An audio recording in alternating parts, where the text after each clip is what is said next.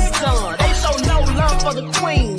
Why you hating on me? Is it cause I'm free and I got Malcolm X in my jeans? I got dreams like King Luther, shed blood like Kunsa. You ain't here for my people, I ain't got nothing to say to ya. I want all the smoke like hookah. Talking reparations, America won't be great until they give us compensation. I'm like, I'm the hottest right now. See a bunch of lames out here trying to jock on my style. They be doing too much.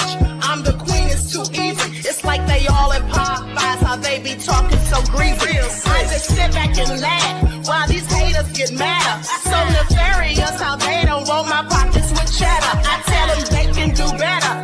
These snakes in the grass can leave a bite on your ass, cause y'all be trusting too fast. I got my foot on the gas, other one on their necks. Dropping receipts on haters, you better show some respect. I'm never facing regret, we only facing the threat. This is the sound of BREAKING-Maduro.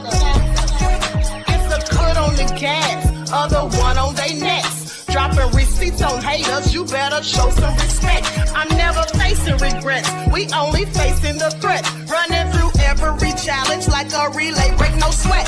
It's a cold game, so I got that blanket with me. Now that my people awaken, ain't no going to sleep. I do not play by my piece, this time I'm playing for keeps. You talking slick, but when I see you like them ends, we gon' meet. And I got gold all in my skin, God all in my blood, kings all in my circle. You touch one of mine, you done. They show no love for the queen, why they hating on me? Is it cause I'm free and I got Malcolm X in my jeans, and I got gold all in my skin, God all in my blood, kings all in my circle. You touch one of mine, you done. They show no love for the queen, why they hating on me?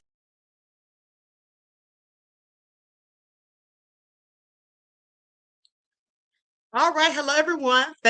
Welcome back. Thanks for tuning in once again to the original Queen Ahmadiyyah Shakur show. I'm your host, Queen Ahmadiyyah Shakur. Okay, so I decided to come back and do a whole video about the fact that Nicolas Maduro and his wife have both pled not guilty, and also about Tim Walz. And I forgot to report to you all this morning also that Kevin Stefanski is fired. Okay, so with that all being said, let's get ready to get into it. Likes up, everyone, please. Like and share. Thank you in advance. Okay, so first and foremost, let's go to the news report. Okay, here we go.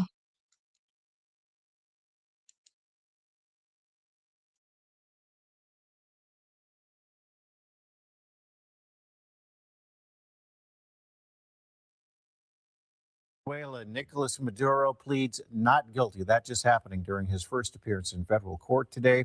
Meanwhile, top lawmakers in Congress are receiving a classified briefing on the dramatic raid that secured his capture. That's later today. Rebecca Castor from Fox has more on the ongoing fallout from Maduro's arrest. Arriving in an armored vehicle, the now ousted leader of Venezuela, Nicolas Maduro, and his wife have their first appearance before a federal judge in New York City Monday to face drug trafficking and illegal weapons charges. I've been here for 17 years now, and this is the moment that we all have been waiting for. Hundreds of displaced Venezuelans living in Florida took to the streets over the weekend to celebrate Maduro's capture. But on Capitol Hill, the reaction is mixed and mostly split across party lines. Republicans are praising President Trump's aggressive move, while Democrats believe he violated the Constitution without notifying Congress and don't want the U.S. involved in regime change. Whenever our country has gotten involved in this kind of regime change and nation building, American families pay the price. He's indicted in U.S. courts for drug trafficking and narco-terrorism. Congress doesn't need to be notified every time the executive branch is making an arrest. Top lawmakers on both sides of the aisle, as well as those with foreign policy and military oversight positions, will be briefed by Trump officials Monday evening. And with the president saying the U.S. is now running Venezuela, there should be plenty of questions. It's laughable to think that we could actually run Venezuela. It is a country twice the size of California with 25 million people, active domestic armed guerrilla groups. Later this week, Senate Democrats will try to limit further military action in Venezuela by taking a war powers vote. but they'll need more support from Republicans. In Washington, Rebecca Castor, Fox. Okay, so now with that all being said, let's get into it because here's what they report. Okay, this is from CBS. Maduro and his wife, Celia Flores, appeared before U.S. District Judge Alvin Hellerstein in the federal courthouse in Lower Manhattan. Now, the two were transported under heavy security via helicopter from the Metropolitan Detention Center in Brooklyn to a Manhattan heliport and taken by motorcade to the courthouse hours before the proceedings on Monday afternoon. And this is what he says: I am innocent. I'm not guilty. I'm a decent man. This is what he said through an interpreter, adding that he is still president of my country.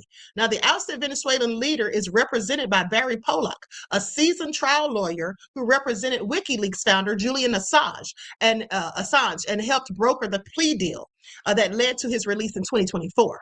Now, Flores is represented by Mark Donnelly, a Texas-based attorney, and this is according to court filings.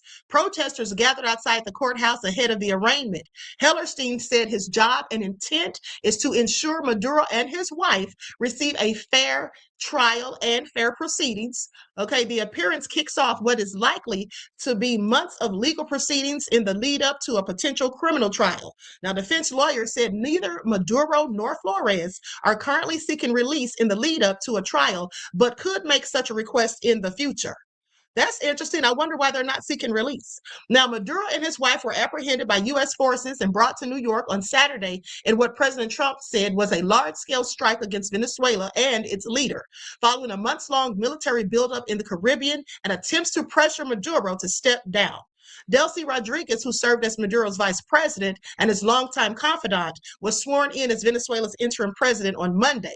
Now, they say Maduro faces 4 counts of narco-terrorism, conspiracy to import Coca-Cola and weapons-related offenses. Okay, an indictment against Maduro and Flores was unsealed Saturday and named 4 other co-defendants, including Maduro's son and Venezuela's Interior Minister, Diosdado Cabello. Okay, the other 4 have not been taken into custody. Now, federal prosecutors allege that Maduro leads a corrupt, illegitimate government, okay, that has used its power to promote drug trafficking. Now, the new indictment claims that Maduro used his position and power to help to flood the U.S. with thousands of tons of Coca-Cola and enriched himself, his family, and senior members of Venezuelan government. Now, Maduro first indicted in March of 2020 during the first Trump administration. Now, the superseding indictment unsealed Saturday adds new co-defendants and alleges that for more than 25 years, Maduro and his associates partnered with drug cartels, including Trade de Agua, to distribute Coca-Cola to the U.S. Okay, that's the gang that he keeps talking about. Now, this cycle of narcotics-based corruption lines the pockets of Venezuelan officials, as well as their families, while also benefiting narco-terrorists who operate with impunity on Venezuelan soil, who help produce, protect, and transport tons of Coca-Cola to the United States, according to the new indictment. That's very interesting because at the end of the day, isn't this exactly what the former president of Honduras was doing? That got pardoned. Like, why is it good for one person? It's okay for one person, but bad for another. Okay, don't y'all find that interesting? Because I clearly do. Okay, so anyway, let's continue. Likes up, everyone, please. Like and share. Thank you in advance. Now, let's talk about Tim Walz, who has, for whatever reason, dropped out of the race. Okay, so with that having been said, hold on. Let me go to this clip.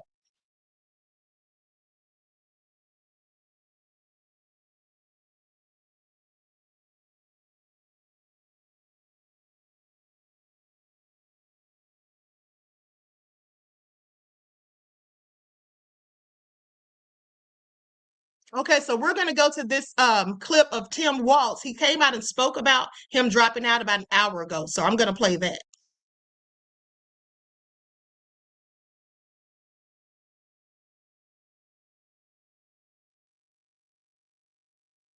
Help families afford child care. And they have no intention of stopping there. Make no mistake, we should be concerned about fraud in our state government. We cannot effectively deliver programs and services if we can't earn the public's trust. That's why over the past few years, we've made systemic changes in the way we do business. We've gone to the legislature time and time again to get more tools to combat fraud. We've fired people who weren't doing their jobs. We've seen people go to jail for stealing from our state. We've cut off whole streams of funding in partnership with the federal government, where we saw widespread criminal activity. We've put new locks on the doors of our remaining programs, and we've hired a new head of program integrity to make sure that those locks can't be broken. All across this state, Minnesotans are hard at work on this problem. Advocates, administrators, investigators are on the front lines defending the integrity of our state's programs. And I want to give a very heartfelt thank you to all of them. There is more to do. A single taxpayer dollar wasted on fraud should be intolerable. And while there's a role to play for everyone, from the legislature to prosecutors to insurance companies to local and county government, the buck does stop with me. My administration has been taking fast, decisive action to solve this crisis. We'll win the fight against the fraudsters. But the political gamesmanship we're seeing from Republicans is only making that fight harder. We've got Republicans here in the state legislature playing hide and seek with potential whistleblowers. We've got conspiracy theorist right-wing YouTubers breaking into our daycares, demanding access to our children. We've got the President of the United States demonizing our Somali neighbors and wrongfully confiscating funds that Minnesotans rely on. It's disgusting and it's dangerous.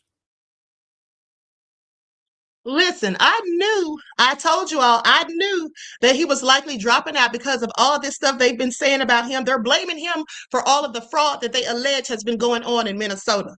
Okay, so I figured this is why he's dropping out of the race. But let's continue.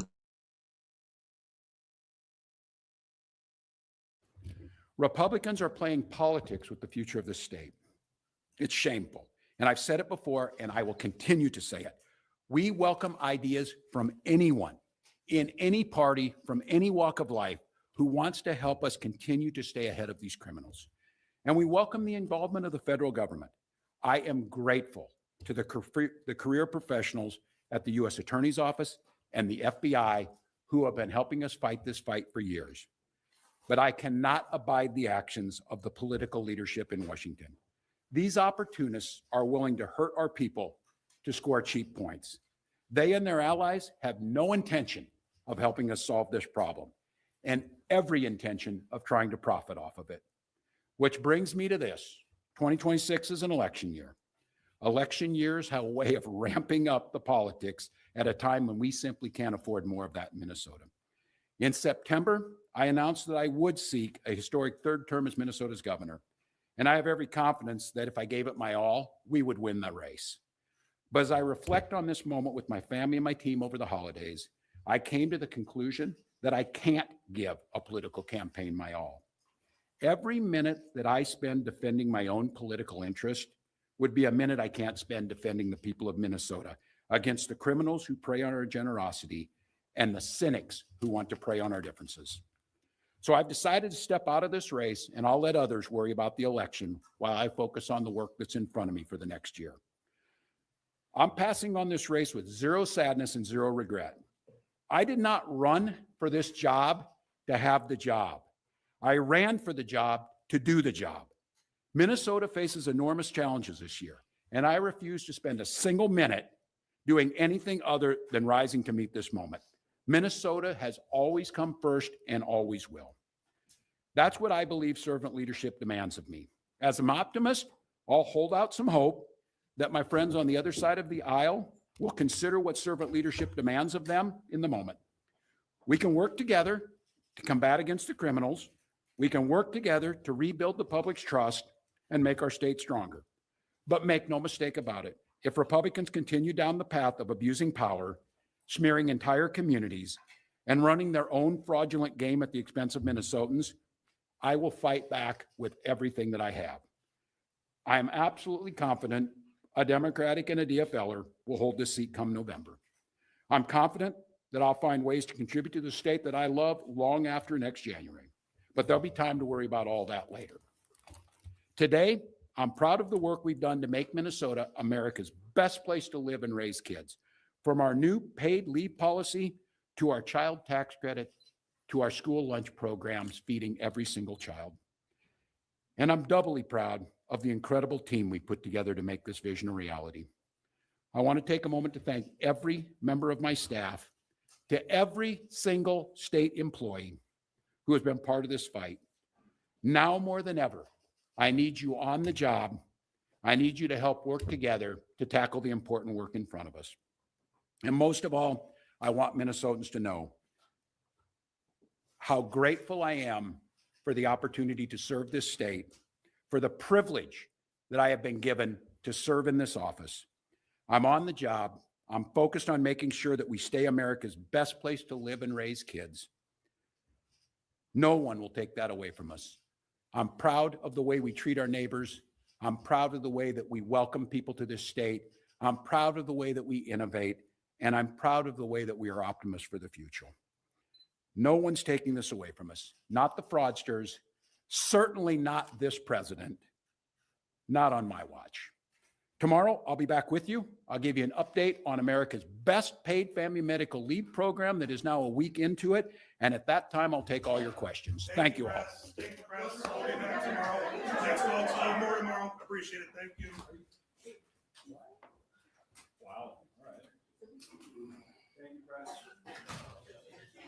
You said you were going to take questions. All right, so you all heard that.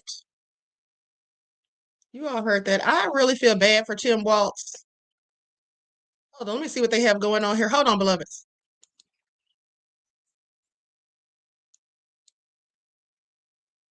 Okay, so they're wrapping it on up. Now, with that all being said, you know, I feel bad for Tim Walz because how is that his fault? That fraud was going on, okay? How was that man's fault? And if that's his fault, well, none of the stuff that goes on over here in the U.S. that's nefarious is Trump's fault.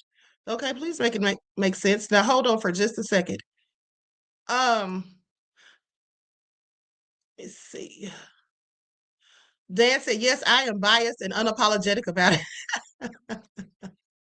Okay, I am too. Okay, we the people said it's a lot of fraud in Minnesota and California, both Democratic-led states. So what are you trying to say, we the people, that the Democrats are fraudulent? Okay, anywho, let's talk about these U.S. senators. Hold on, because I forgot to tell you all this morning too. Okay, I forgot to tell you all this too. Now hold on, I'm changing my headline to add this. Hold on.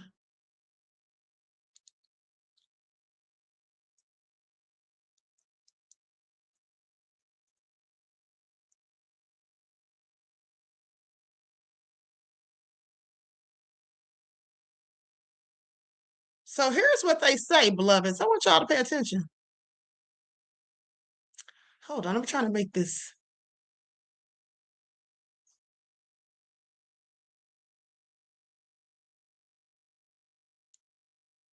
Hold on, I know what I'm going to do. Okay, there we go. Hold on just a second, beloveds. I'm getting y'all these receipts. Let me let y'all listen to something real quick while I'm looking for, while I'm changing this real quick.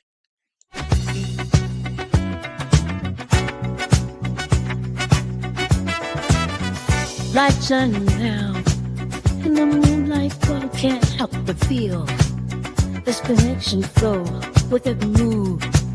Go along the floor where you smile. Makes me want more heartbeat and sing.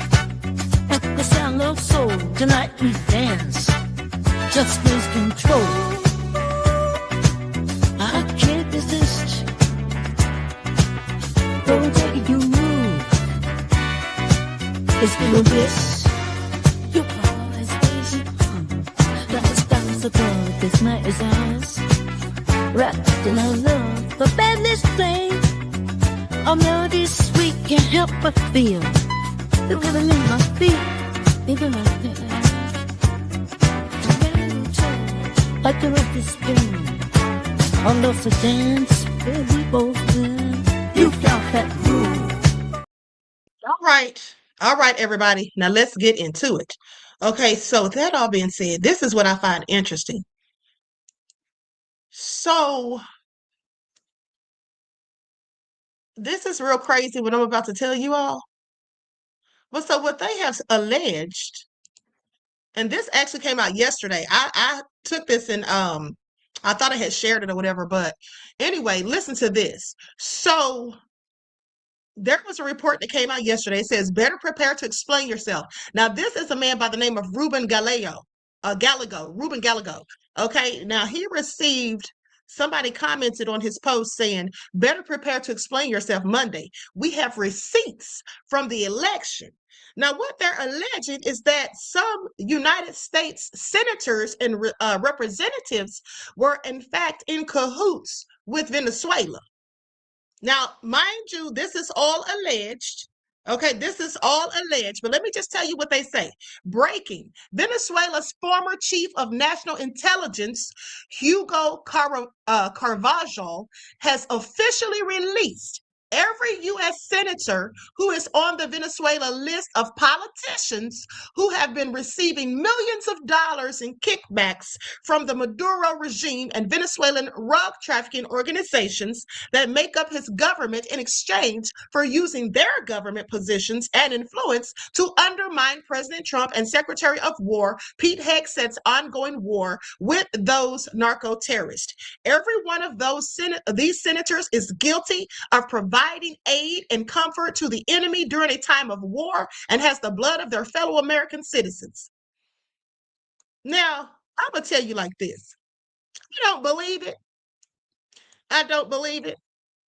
I think this is just a ruse by Trump and his minions. Now, it could be true, but I don't believe it. Okay, let me just share my screen so you all can see this. Let me just share my screen. So now they're saying, and most of these people are Democrats, as you could guess. Okay, y'all see this? So it goes on to say every one of these senators is guilty of providing aid and comfort to the enemy during a time of war and has the blood of their fellow American citizens, hundreds of thousands of whom die of drug overdoses every year at the hands of these criminal drug trafficking organizations that bring deadly drugs into our country on their hands, and may each and every one of them be prosecuted. Y'all hear it? Now, here are the names. Okay, it's not going to let me scroll down. Okay, so anyway, I think, how am I going to do this? Okay, I think this is the names, or all of the names right here. Let me just, hold on. I'll double check after this, but anywho, here is what they say. Now, they say,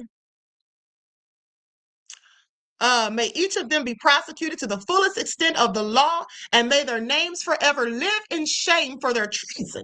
This sounds like a page out of Trump's book of propaganda. Okay, this sounds like a whole page out of Trump's book of propaganda, but let's see what they're talking about. Below is every U.S. senator on the Venezuela list. Lisa Murkowski, a Republican from Alaska. Mark Kelly, a Democrat from Arizona.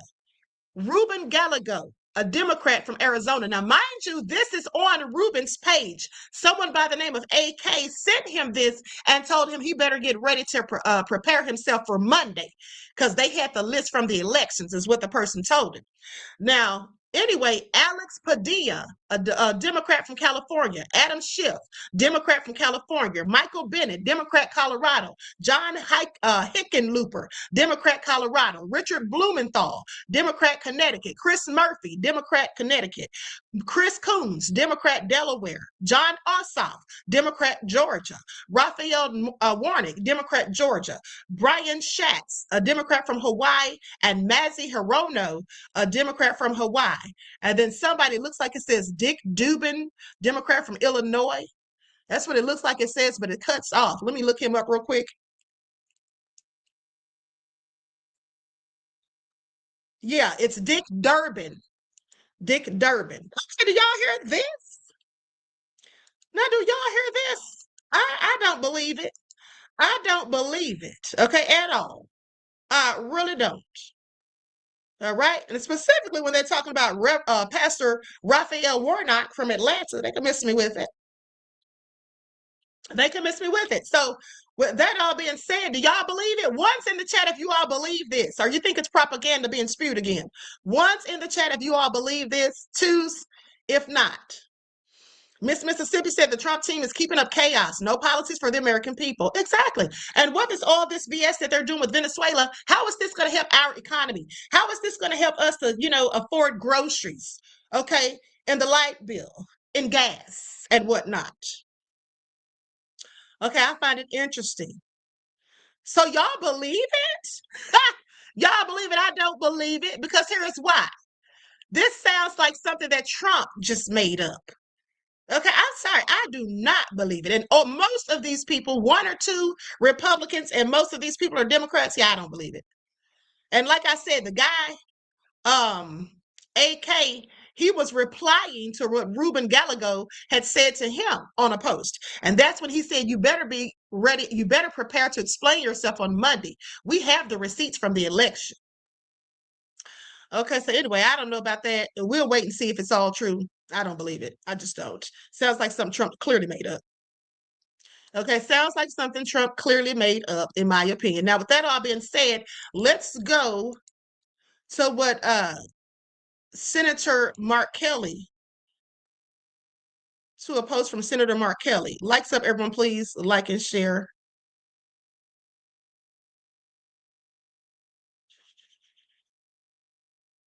Hold on.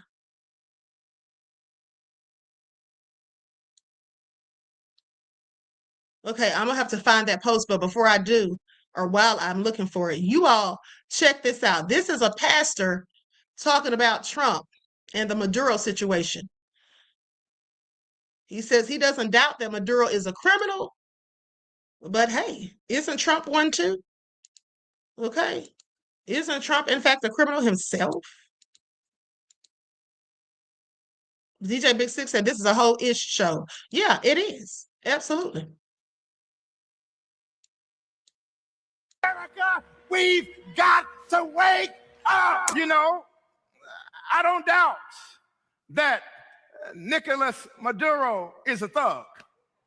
I don't doubt that. But so is Trump. I don't doubt that Maduro is a criminal. But so is Trump. I don't doubt that Maduro rigged the elections, but so did Trump. I don't doubt that Maduro tried to silence his critics, but so has Trump. I don't doubt that he tried to enrich himself, but so has Trump. I don't doubt that he has weaponized the justice system, but so has Donald Trump. I don't doubt that Maduro has lied to his people, but I want you to know each and every day he looks in the camera and he lies to us. So has Donald Trump. America, we've got to wake up. I don't doubt that Nicolas Maduro is a thug. I don't doubt it either, but like I told you all, I'm sorry. Do y'all notice how people keep saying the same things? Do you all realize how people keep saying the same things that I've been telling y'all for months? Okay. Yeah, exactly. So is Trump. Trump and this man are very similar to me. Okay. They are absolutely very similar. Very similar. Now, with that all being said, they say Trump parading Maduro through New York in a van with the doors wide open. I want y'all to see this. Okay, this isn't justice or diplomacy. It's political theater turning into a circus. Power flexing for the camera while the whole thing just gets weirder and weirder by the minute. Do y'all hear this? This is what Trump is out here doing. Let's go to the footage. It's all crazy. Why would he be riding this man through New York, having him driven through a van with the doors wide open? Because Trump, like I told you all, we're never going to hear the end of this. We all know how Trump likes to boast and brag and gloat and praise himself. I muted the sound in case they're playing any music. Look at this. This is all ghetto bird behavior. This is all complete ghetto bird behavior. I want you all to pay attention because that's what Trump is. Okay, just a whole ghetto bird at the end of the day. Anywho, now let's go to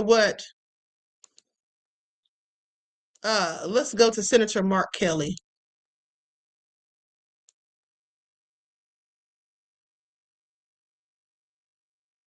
Okay, here it is.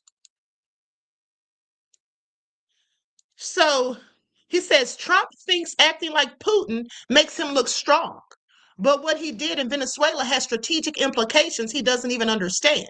China could try to use it to justify going after Taiwan or Russia could use it to justify escalation in Ukraine or even elsewhere. Hold on. Didn't I just say this yesterday? Once in the chat, if you remember me saying this verbatim yesterday, once in the chat. Buckhush is laughing because I called him a ghetto bird. He is. What else could he be? He is. Trump doesn't even know the difference between an eagle and a crow. Do y'all remember that? Okay, so y'all remember me telling y'all this yesterday. Okay, so China could try to use this to justify going after Taiwan, or Russia could use it to justify escalation in Ukraine or even elsewhere. Trump doesn't get that, and it makes America and our allies and partners less safe. Yeah, do we even have any allies left at this point? Trump's a whole idiot. Okay, and here's what he further said, and this was 2 hours ago. Over 25 years in the U.S. Navy, 39 combat missions, and 4 missions to space. I forget that this man was a whole astronaut. I forget that sometimes. He says, I risked my life for this country and to defend our Constitution, including the First Amendment rights of every American to speak out. I never expected that the President of the United States and the Secretary of Defense would attack me for doing exactly that. My rank and retirement are things that I earned through my service and sacrifice for this country. I got shot at. I missed holidays and birthdays. I commanded a space shuttle mission while my wife, Gabby, recovered from a gunshot wound to the head. Wow, this man's been through a lot, all while proudly wearing the American flag on my shoulder. Generations of service members have made these same patriotic sacrifices for this country, earning the respect, appreciation, and rank they deserve. This is all true. And that's coming from a family with several former military. I find this all egregious. And I'm going to tell you what my uncle said to me yesterday. My uncle Kent, who is retired Navy, he said there's no way in the world that if he was a Black person with children, because he doesn't have children, but he said if he was a Black person with children, there's no way in the world he would send his children, he would advise them to join the military. He said he just wouldn't do it. This is someone who was in the military for years, decades. Okay, a whole sailor in the Navy or a seaman. Now, with that all being said, let's continue. So, and I forget his rank when he left, but nonetheless, he did at least about 20 years in there, to my recollection. Okay, so anyway, goes on to say Pete Hegseth wants to send the message to every single retired service member that if they say something he or Donald Trump doesn't like, well, they will come after them the same way. It's outrageous and it's wrong. There is nothing more un-American than that. If Pete Hegseth, the most unqualified Secretary of Defense in our country's history, okay, I second that motion, thinks he can intimidate me with a censure or threats to demote me or prosecute me, he still doesn't get it. I will fight this with everything I've got, not for myself, but to send a message back that Pete Hegseth and Donald Trump don't get to decide what Americans in this country get to say about their governments. All right, honey, he gave them all the smoke. He certainly did.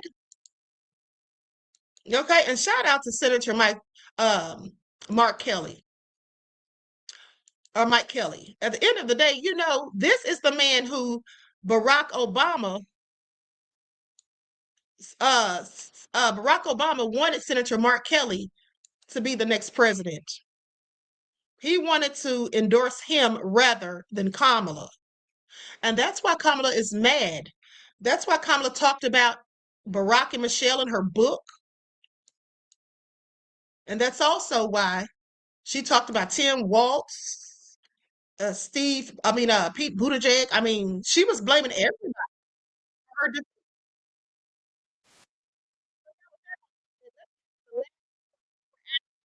I wanted to make this short and sweet because we just got off live. Okay. Dynamic Quality said Mark Kelly would make a good president. I absolutely agree. Okay. Much better than Trump. Okay. But that's not hard though, really. Okay. So now here's the good news. Guess what? Kevin Stefanski. Yeah, he's fired. He's fired.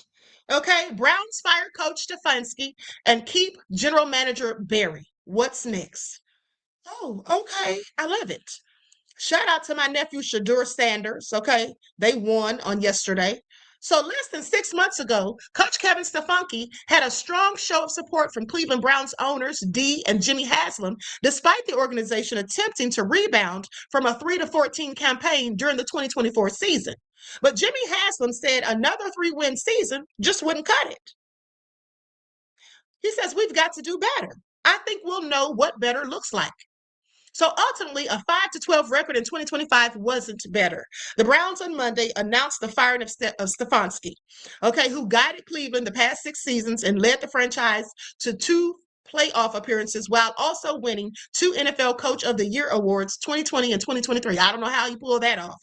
Okay, Stefanski leaves Cleveland with a 45-56 regular season record and a 1-2 record in postseason.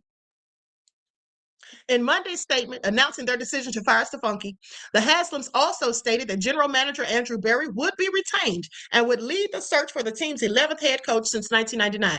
Well, you know, Andrew Berry's the one that wanted Shakur Sanders. That's the one who chose Shakur. So I'm glad he's staying, but we already know about Kevin Stefanski. What's next for the Browns as they enter an offseason stocked with 2 first-round picks in the 2026 NFL Draft? And a quarterback situation that is unsettled at best. A Browns reporter Daniel Oyefusi and senior NFL insider Jeremy Fowler answer all the pressing questions in the wake of Stefanski's firing. Now, what led the Browns to move on from Stefanski? At the start of training camp in late July, the Haslams acknowledged the team would have to take its time rebuilding its foundation after a 3-win finish in 2024. But in a statement announcing the firing of Stefanski, the owner said that the results over the past 2 seasons, a combined 8-26 record, have not been satisfactory. The issues were especially prominent on offense, okay, which has been Stefanski's specialty. Under Stefanski, the Browns used an NFL high 13 different starting quarterbacks. 13. That seems like they just couldn't get it right.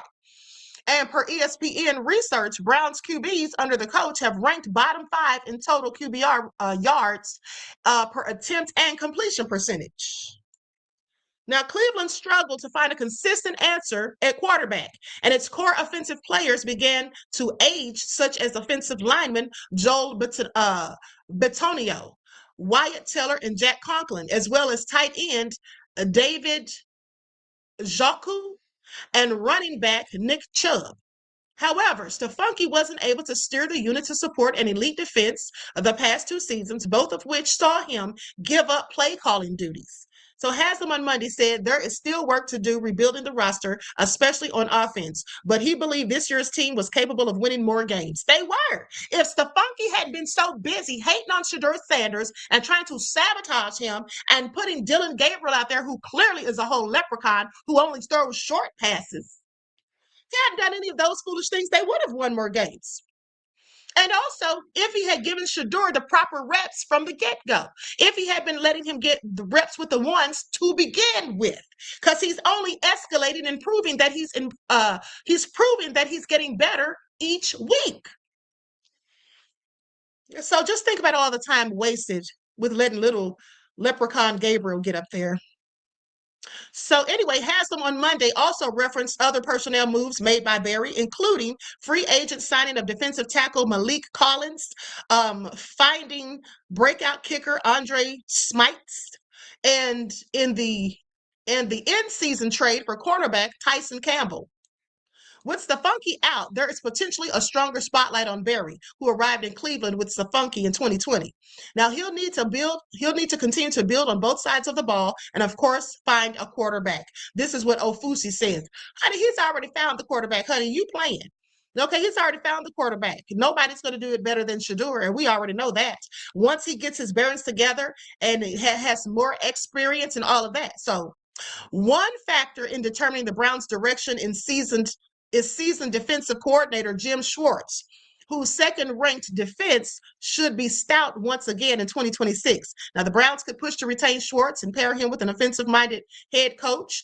Jimmy Haslam said Monday the organization thinks highly of Schwartz and would like to keep him in the building. Remember, maximizing a talented 2025 draft class filled with intriguing offensive options is paramount. So certainly the Browns could interview the likes of Seahawks offensive coordinator Clint Kubiak,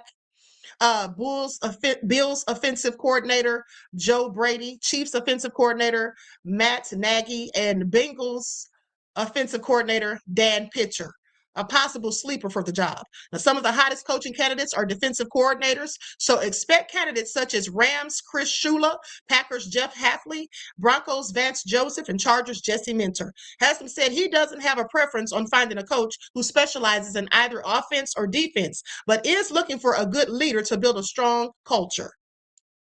All right, bye, Stefanski. Your ass is grass, okay? I'm so glad he's going. I don't know what to do. All right. I can't believe I forgot to tell you all that this morning because I was so busy going in on Trump and his minions. But yeah, that's why I was in such a good mood this morning. Couldn't y'all hear it in my voice? I was so ecstatic because I knew he was gone. Because Desmond, my chief moderator, called me and told me that right before I started the live. And how I forgot to report on it is beyond me. Okay, y'all know I be having so many receipts. Sometimes I leave things out. So anyway, with that all being said, I'm going to conclude this broadcast. I want to thank you all for tuning back in. Please like and share, subscribe to the channel if you haven't done so already. Okay, and enjoy the rest of this beautiful day. All right, and stay uplifted, positive-minded. We're under spiritual attack. You know, this is all spiritual warfare. I was telling my best friend yesterday that, you know, the United States at this point, and I think I've told you all this before even, but the United States, in my opinion, right now seems to have a dark cloud hovering over us. Like a lot of nefarious things are happening. It's like a very demonic energy, if you will. That's just what it seems like, okay? And I actually believe it's the Antichrist energy, okay? Because the Antichrist is not a person specifically, it's an energy, okay? And that's why they were trying to open that portal with Project CERN, talking about they're trying to recreate the Big Bang Theory. No, they weren't. They weren't. They were doing something nefarious. And at the end of the day, I believe that Trump and Elon Musk and Bill Gates are three people that, in my opinion, have the Antichrist energy. Because that's exactly what it is. It's an energy. So with that all being said, songwriter Sonny says civilized war. Okay. So listen, I love you all to life. I hope you enjoy the rest of this beautiful day. Each one teach one. That's how we grow and thrive. Do something productive, constructive, but never destructive. And always remember, beloveds, to keep the Most High first in your lives.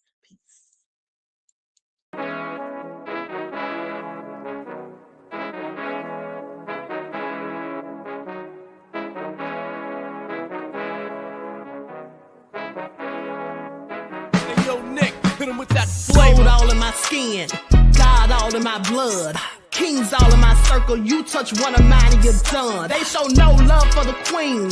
Why you hating on me? Is it cause I'm free and I got Malcolm X in my jeans? I got dreams like King Luther, shed blood like Kunsa. You ain't helping my people, I ain't got nothing to say to ya. I want all the smoke like hookah. Talking reparations, America won't be great until they give us compensation. I'm like, I'm the hottest right now. See a bunch of lames out here trying to jock on my style. They be doing too much. I'm the queen, it's too easy. It's like they all at Popeyes, how they be talking so greasy. I just sit back and laugh while these haters get madder. So nefarious how they don't want my pockets with cheddar. I tell them they can do better. These snakes in the grass can leave a bite on your ass, cause y'all be trusting too fast. I got my foot on the gas, other one on they necks. Dropping receipts on haters, you better show some respect. I'm never facing regrets, we only facing the threats. Running through every challenge like a relay, break no sweat. It's a cold game, so I got that blanket with me. Now that my people awaken, ain't no going to sleep. I do not play by my piece. This time I'm playing for keeps. You talking slick, but when I see you like them ends, we gon' meet. And I got gold all in my skin, God all in my blood, kings all in my circle. You touch one of mine and you done. They show no love for the queen. Why they hating on me? Is it cause I'm free and I got Malcolm X in my jeans and I got gold all in my skin, God all in my blood, kings all in my circle. touch one of mine and you done. They show no love for the queen. Why they hating on me? Is it cause I'm free and I got Malcolm X in my jeans and I got